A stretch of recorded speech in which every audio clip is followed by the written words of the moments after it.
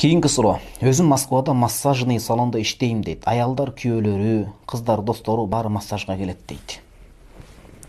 Даюс болуп калбаш керек да. Даюс деген ошол аялын кызганбаган деген сөз.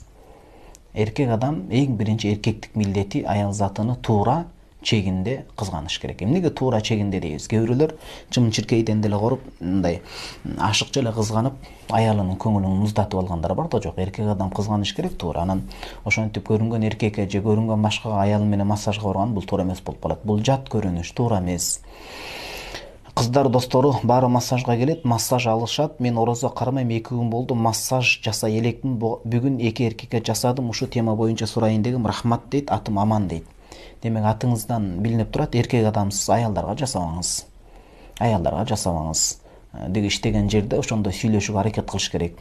Жан багыш милдет, бирок жан багып атканда дагы арамдын эсебинен багыш милдет эмес. Кудайым ырыскын эгенен койгон, ошондой шарт жол жобону коюш керек. Мен эркектерге жасаймын деп. Ошондо да эркектердин абуратын көрбөгөндөй болуп, жабылып тургандай болуш керек. Ооба, бул сиздин акыретиңиз үчүн дагы, такыбачылык өмүрүңүз үчүн да жакшы болот. Анан акча деп аял затына кол тийгизип жасаганыңыз такыр акыйкатка өөн келбей калат, өөн учурап калат, туура келбей калат. Эркекке жасасаңыз мейли, ошондо да абуратын баягындай көрбөгөндөй болуп, оор абураттар жабылып туруш керек болот да, жок дегенде.